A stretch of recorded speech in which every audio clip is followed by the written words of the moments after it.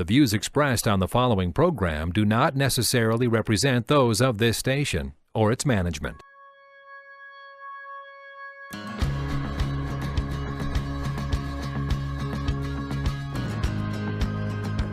Good morning and welcome to Relationship Revival Radio, brought to you by Hearts Igniting Ministries. My name is Jay Bryan, and with my wife Renee, we are the Family Life Pastors at Living Waters Church in Elk River, Minnesota, and we want to revive your relationship. Although this is a marriage radio program, it's not solely for marriages, right, Renee? That's right. We find that tips that help your marriage can actually help all kinds of relationship. We work with singles, we work with parenting, business relationship. We hope you'll get something even for your relationship with God. We believe that relationships are so important to God, and that for us to truly have an impact in the world, we need to be good at doing relationship. So we're passionate about seeing relationships revived. In fact, we have a friend that likes to say that God is relationship-y. He is. And it's all about relationships. So we want to have the best relationships we can. You know, we have something special to share on this show and then the next 3 shows. And we've got kind of a provocative name for it. What's it called, Renee? It's called Tending Your Garden. But this is not a University of Minnesota garden extension class. This is about tending the garden of your marriage. We really want to provide a marriage master gardener class for our listeners. So we hope that you'll stay tuned as we explore what it looks like to cultivate an amazing and fruitful marriage. I don't know, right now, I'm sure some people are saying, I don't really even like gardening, right? But we kind of hope to change that. We think by the end of our show, everyone's going to want to plant a garden. Well, I can hope that. I can tell you that we had an interesting experience. One of the reasons why we thought about gardening as a possible premise for our shows is we had an experience in our kitchen, didn't we? We did. I was doing the dishes and Renee came in to help. And that in and of itself is a marriage exercise. It is. You don't like that very much when I'm in your space while you're doing the dishes. It's when you pull out the fork drawer to put something away as I'm trying to throw something in the garbage and we bump into each other. I'm more than happy to just let you take over dish duty altogether. You can have it. I accept that challenge. But on this particular day, we were looking out the window into our backyard, weren't we? And we looked at our garden and what did we discover? We had nothing growing but weeds. We had nothing growing there. Well, there were actually like 1 or 2 plants that we had remembered to put in before Memorial Day, and then life just kind of took off, right? Right. Things started happening to the garden that we didn't really plant or do to it, did we? This is weeks after Memorial Day when our garden's usually in, and we had nothing coming up, and we thought, where's our garden? Right. And it's kind of an interesting experience when you look at something that you know you're supposed to be taking care of, but you actually ask out loud, well, why isn't something growing there? Why isn't there fruit coming out that we intended to be coming out? And then we got to thinking, marriages are that way. Marriages are that way. We meet with couples all the time who are not getting the fruit that they want out of their marriage. And more often than not, it's because they're not tending their garden well. They don't have the tools. They don't know how to tend their garden. And so we need to recognize that marriage takes work, but it's a good kind of work. Yep, that's right. And you know, there's a lot of components to it. We got to thinking about it. Just about every garden has got the soil, and we know that you need to weed and you need to add seed to it, and there's nurturing. But as it relates to marriage, what could that be? Well, there's a lot of aspects of marriage that are like gardening. One of the coolest things about it is that the most famous married couple, Adam and Eve, their job was to tend a garden. And so we can take a lot of lessons from that, from what God gave Adam and Eve to cultivate and to tend. And I think sometimes when we say marriage is work, we mean it like a bad thing, that it's hard work and it's struggle. And really, we need to recognize that work was part of paradise, even before sin entered the picture, that having something to tend and cultivate was part of the good things that God gave us. And so even looking at our marriage as not just work, like this is a hard thing, but really wonderful and worthy work, and something that is going to bear fruit. Really, our marriages are meant to bear fruit. Yeah, it was interesting. We were talking off air about the premise of actually working while you were living in the Garden of Eden, and that was a new idea to me. And of course, it's biblical, it's there for us to see, but that was really interesting that it's really not only okay, but God had always intended that we put forth a little effort to care for that which he'd put here on the earth. And, I wonder if when people get married, if they recognize that that's part of the deal. Yeah, I think sometimes it's a lot of fun to think about having fruit in your life. It's a lot of fun even sometimes to put the garden in. But we know in our own natural life in putting our garden in that it's not so much fun to tend it all the time, to take care of the weeds and to cultivate the plants and do the work that's necessary. But we hope to get you really excited about tending the garden of your marriage, and we hope to give you the tools. I think sometimes couples look at a garden that's overrun with weeds and it's not having fruit and they just feel hopeless. And what we hope to do is really inspire you with hope and faith that you can have a fruitful marriage, no matter what has happened in the past, no matter what you're coming out of, no matter what your struggles are, that with the right tools, you can have a fruitful marriage. That's right. Galatians 6:9 says, "Let us not become weary in doing good, for at the proper time we will reap a harvest if we do not give up." And that so applies to marriages. We're not supposed to give up. That's the bottom line.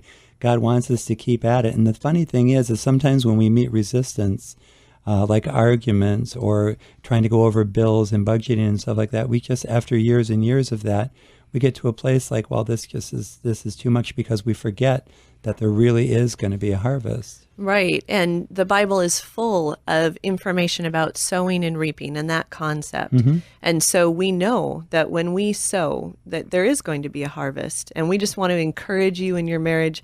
If you're going through a time where you feel like you don't have the fruitfulness and you are overrun with weeds, to begin to sow into your marriage. We want to give you ways to do that, and that you would have hope for the harvest to come.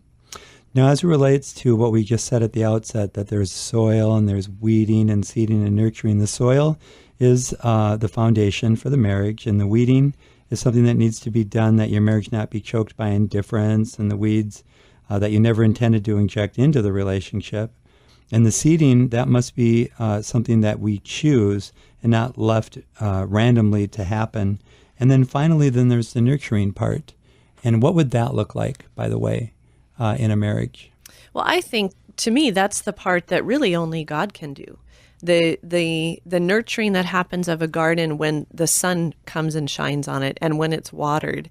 And so one thing that's so neat about God's partnership with us, he gives us this garden of our marriage to tend, but he doesn't leave it all up to us. So we do the very practical things of weeding and seeding and creating good soil, but he does the supernatural things. He does the supernatural parts that we can't do. And if we will sow into our garden, he'll do the part that brings about a harvest. He will help the seeds to grow. And that's what's so exciting, is introducing couples to the supernatural aspect of how God wants to help us to cultivate a good relationship and a good marriage. He's going to do the part that we can't do, but it's up to us to do the practical parts we can. It's funny, we're raised in a Christian lifestyle, and we get married in a Christian church, and we get married and all, and it was like a new information for us as we got into the first few years that we should invite God into it. And I know that there's probably some folks listening right now going, what? That's a new idea to you? But I'm just being honest. It really was, that you could literally say, Holy Spirit, we need you in the midst of all this. And that's the water and the sun that you were talking about that came in. But we're going to be talking more about the weeding and the seeding and the nurturing in the next few weeks. But maybe today a little bit more about soil. Right. So we know that really the most important part of the garden is the soil. It's the place that everything in our lives grows out of, or in this case, everything that our marriage grows out of. And so we look at the soil as really the foundation of what we're planting in our marriage. We look at it as the core beliefs that all of the fruit is going to come out of. And so often we see that with couples that have been struggling and struggling to get fruit in their garden. They've gone to counseling. They've gone to seminars. They've read books. They've tried marriage encounters. They've tried many different things, and they're still coming up with little fruit and lots of weeds. A lot of times what we find is the issue is the soil, that there are some key beliefs that really are sabotaging their ability to be fruitful. And so that's one of the first places we go when we're working with couples, or even in the workshops that we do, is to deal with the soil. What are the core beliefs that you have about marriage? What is it that you're planting all of your garden into? There is some soil that will only grow weeds. And so we need to cultivate soil that can nurture healthy fruit in our marriages. Good. Yeah, that's great. We're going to be coming up on a break in just a few moments, but before we do that, I just want to touch on, do you remember the first time that we went up north and you were helping your grandpa plant that garden? I remember. And we get up there, and I noticed that he's got really good soil for the planting that he's doing. And I remember asking him, I said, so you've got really good soil up here in International Falls? And he goes, no, we don't have good soil up here. It's rocky soil, it's bad, it's tough. I said, well, how did you get this good soil? And do you remember what he said? I do. He said, I made this soil. And he did make that soil. And the way he made it was he added things to it. And he cultivated it, and he turned the soil. And he added things that weren't particularly pleasant, like manure and dead fish parts and all kinds of things. And I got to thinking, what an amazing foundation that could actually grow into something good. You wouldn't think that good things could come from that. And when we do come back, we can talk a little bit more about what that might look like. Yeah, we want to share with you what you can do with the manure and the dead stuff in your life, how you can use it to cultivate a healthy marriage. When we do return in a few minutes, Renee and I will offer some more real-life examples of tending the soil in your marriage.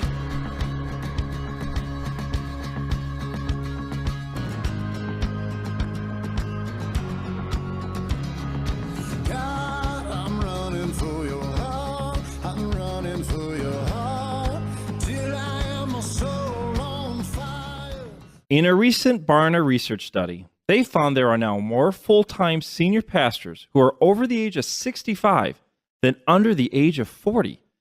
Even though these shepherds are wise in counsel, it is imperative that we find and deploy the next generation of pastors to share the good news of Jesus Christ throughout the Twin Cities in the coming years. I'm Nick Anderson, General Manager of AM 980 The Mission, and we have the same mission on air with our programming you hear daily. And we need your help. We are looking for the pastors who can communicate the gospel clearly and responsibly and provide a Christian worldview in today's worldly struggles on the radio. Does this type of communicator and leader lead your church? Call me at 651-289-4408 and consider sharing your pastor on the radio with the entire Twin Cities. That's 651-289-4408.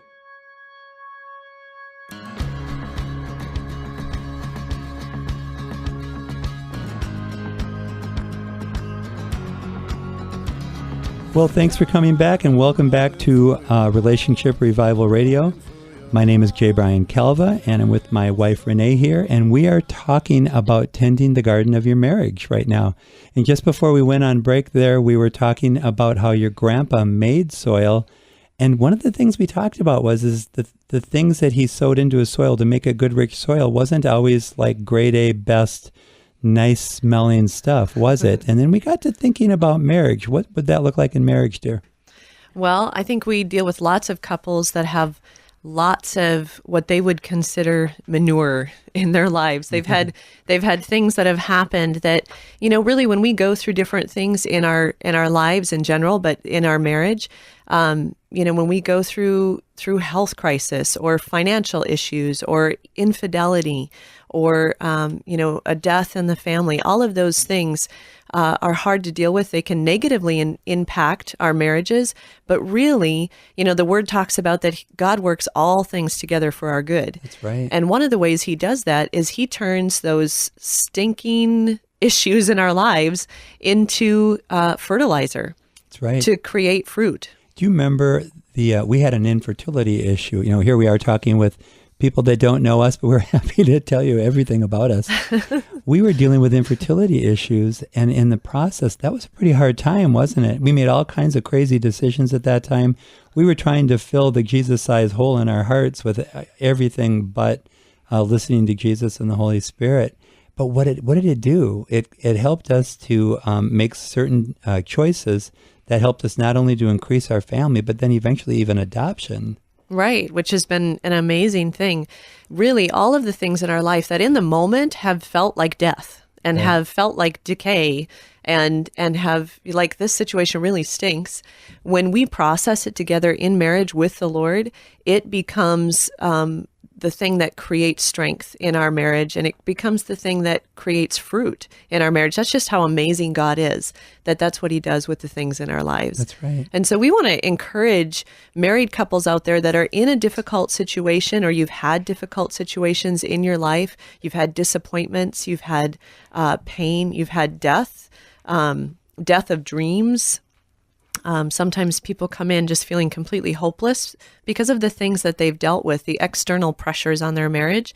And we just encourage you that God wants to use those things to become fertilizer for an amazing and fruitful marriage. That's right. So we know that even when we come into marriage with bad soil, with soil that's not very nurturing, most of us don't have this great example of what marriage should look like. When we grow up, that's where we see what marriage should look like. We see relationships played out in front of us, and we may not have great examples, and we feel like, I don't have good soil for this kind of relationship. I don't have the kinds of the belief system or those things that can help me have a fruitful marriage. But we want to help you change that. There are things that you can put into your marriage that are going to bring that nurturing. So, what are the kinds of things that, or would you like to share some of the things that we've put in our soil? Like, for example, our mission statement. Yeah, so I think one of the primary aspects is recognizing that every marriage has a mission. And that helps us then to focus on the fruit and the fruit that we want in our marriage. Our marriages are really meant to bear fruit and to accomplish something. When Adam and Eve were put in the garden, they were given a job. They were given a job to tend it, to tend the garden, to be fruitful, to multiply, to make the rest of their sphere of influence look like the Garden of Eden. Have you ever thought about that? Why didn't God make the entire world look like the Garden of Eden? He didn't do that. He created this garden, and he gave it to Adam and Eve to tend, and then to create more and more life out of that was going to multiply and fill the earth.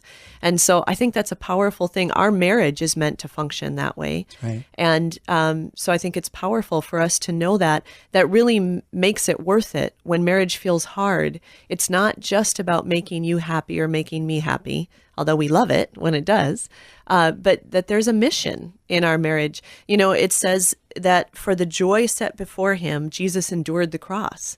And so even for him, he had his eye on the fruit. The fruit was relationship with you and I. That's right. And he endured the cross for that. So certainly we can get our hands dirty and work in the garden a little bit and do some weeding and do some seeding for the joy set before us, the fruit that we want to have in our marriage. That's really good. Do you remember what our mission was, our mission statement? I don't. Well, do you? One of the reasons why I bring it up right now is it's kind of funny, but one of the things that we purposed to do is that we wanted to reach marriages. And that we even had a belief that one day we could reach 1 million marriages somehow, some way. And it's interesting how you purpose to do something years before, and then you find yourself on the radio and you go, I wonder what God's up to here. But part of what God's up to is he's telling us to tend our garden, to purpose to do something, to actually make an effort towards something. It's not toiling. It's just doing what God made us to do. Right. And there's huge joy and huge fulfillment in that. Yeah. Yeah. And I think the other thing is for couples to recognize that the mission of their marriage is more than just raising kids and more than just having a house and paying bills and working a job. That's one of the places that marriages can run into trouble.